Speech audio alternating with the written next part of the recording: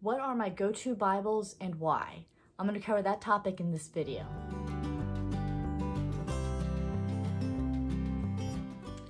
Hello and welcome to Christina's Cleaning and Homemaking. In this video, I'm going to cover the topic of what Bibles I like and why. And there are really two Bibles that are my go-tos. When I do Bible studies, I use the reivew because the Bible study generally gives an explanation, and so I don't have to look in the footnotes or the commentary of the Bible to find out more in depth about what I'm reading. Because you can read and get a general idea, but then sometimes there's more to it. Sometimes there's the question left of, well, what does this mean exactly? And so the Bible commentary can really help with that. So in a Bible study, typically they'll have the commentary as part of the Bible study.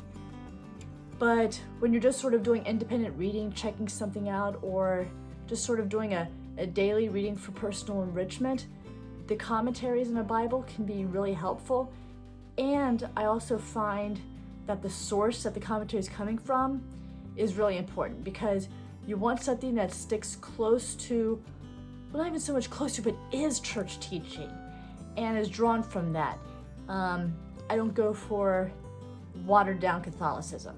So when I look for a Bible, I look for something that's doctrinally sound, conservative, and is at the core and the essence of what Catholicism is. And so for my personal reading, when I want to do study, or if a topic comes to mind, I want to look it up and see what the commentary is, my go-to is this. It's the Ignatius Catholic Study Bible. This is the New Testament. This is by Dr. Scott Hahn, and he also is doing the Old Testament, and he's got various books done from the Old Testament, but he hasn't gotten a compilation like this done yet. I imagine with how many books there are in the Old Testament that thing is going to be thick. But this here is my go-to for the New Testament, and there are various reasons why I love it. I'm going to go through some of the features of this Bible for you and why I think it's a good one to have. Okay, so as you can see, I tabbed off because I write in some of my Bibles when I make notes. This is not one of them. I will tab this one because it's hardbound and I like it. I want to keep it pristine. So the first thing that I want to bring up in this Bible of the features that it has is, let me get to that page. Okay, so one of the features it has is he makes little notations and comparisons like this, for instance. And this shows the comparison from the Old Testament to the New Testament about Jesus. And it specifically says Jesus and the Old Testament. And there's a little paragraph talking about how Matthew frequently quotes passages from the Old Testament to establish Jesus' credentials as Messiah. However, Jesus and Matthew often allude to the Old Testament in more subtle ways by drawing comparisons between ancient persons, places, and events, and Jesus himself.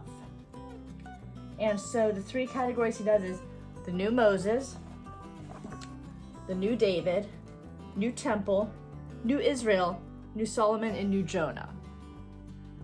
So, I mean, Scott Hahn doesn't go lightly. And as you can see here just on this page alone, the scripture is here, the commentary is all down here. So he gives you a lot of good information and commentary in his Bible.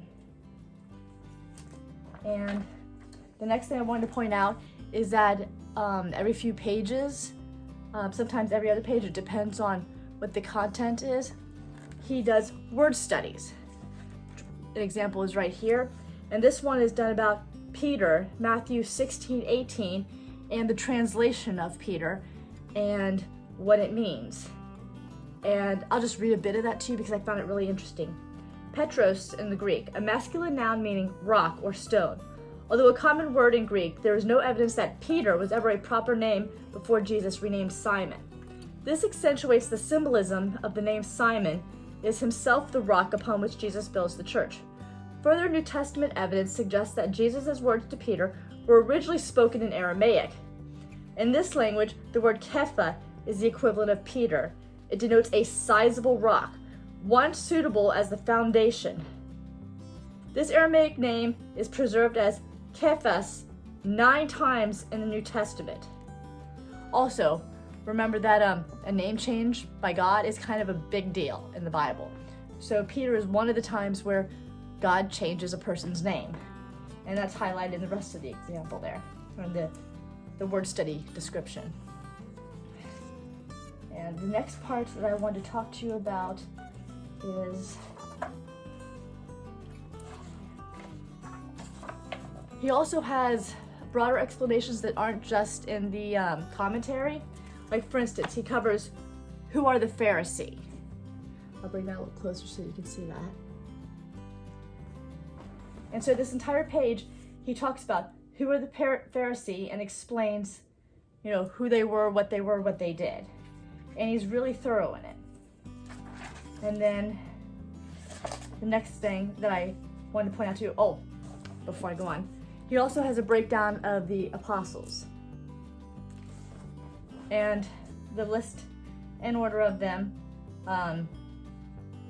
as he goes through the various Gospels, except for John. He has Matthew, Mark, Luke, and then Acts.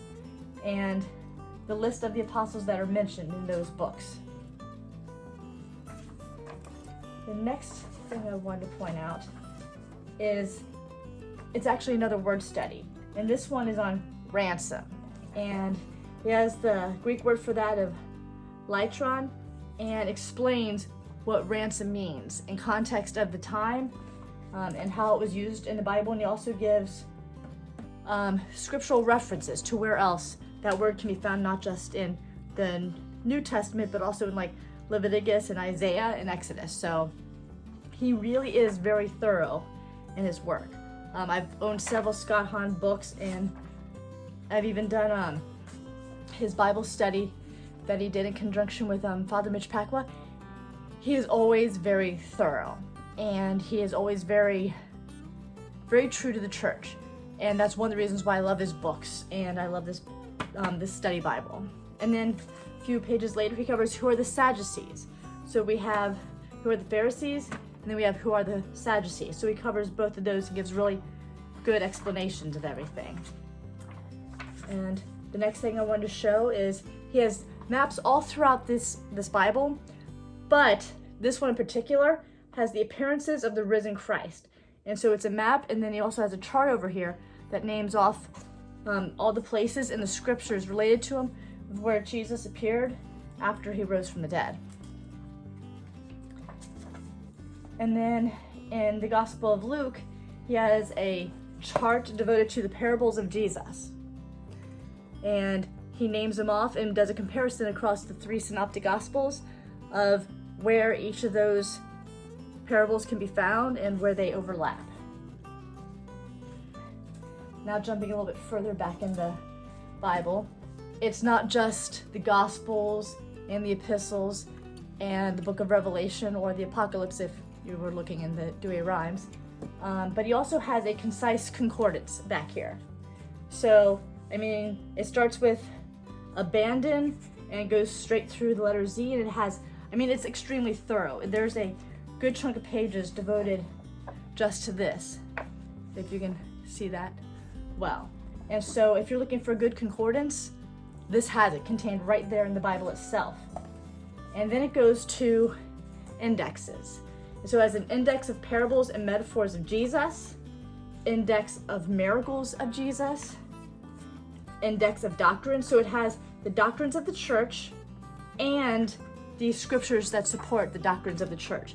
So after the section that has all the doctrines and the scriptural references for it, the very last thing I wanted to point out is how it has index of charts, index of maps, index of topical essays, index of word studies, and then it has abbreviations for all the books in the Bible.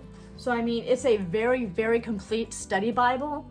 Hands down, I would highly recommend this to anyone who's looking for a good study Bible, because it has the New Testament, it has the concordance, it has references, it has the list of doctrines, it has maps, it has word studies. It's a complete study Bible of the New Testament. I've heard some people make references to quotes from the early church fathers, such as the ante-Nicene fathers.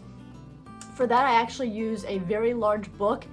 It's by, ironically, a Protestant, but it's really, really complete, and it's called A Dictionary of Early Christian Beliefs by David Berceau, and that's often my go-to when anyone wants quotes from the early church fathers, because ironically enough, even though he's not Catholic, there are so many quotes in there that substantiate all the teachings of the Catholic Church because it's from the church fathers, so I mean, go figure.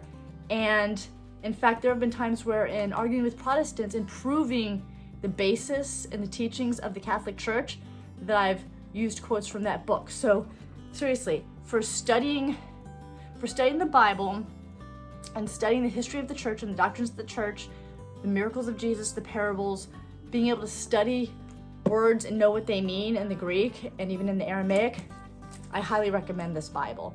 It is fantastic. I also plan to do some more book reviews coming up. Kind of wish I'd had them done earlier, but I'm just now getting around to them because that's how life works. If you like this video, please click like down below. If you haven't yet, I'd appreciate it if you click subscribe. And if you click the little bell on the subscribe, it'll let you know when I have new videos up. So if you like this video and you want to see more, by clicking that, YouTube will notify you when I have new videos up, and then you can check them out as well. But I just want to say, love this Bible. As far as I'm concerned, this is pretty much the best study Bible that you are going to find. Well worth the money. And all in all, it's not really atrociously expensive. So that's one of my 2 most favorite Bibles. Thank you for watching, and I hope to see you in the next video.